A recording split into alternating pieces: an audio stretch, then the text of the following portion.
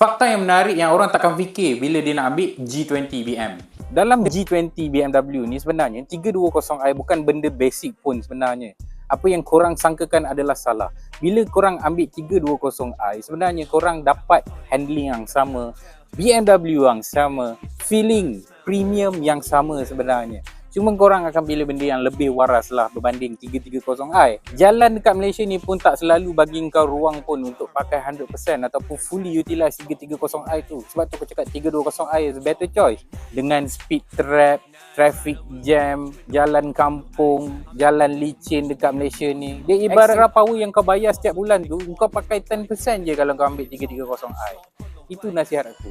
Secara analogi lah, bila kau ambil 330i ni, kau sebenarnya macam bayar membership gym, tapi kau pakai sehari je dalam sebulan.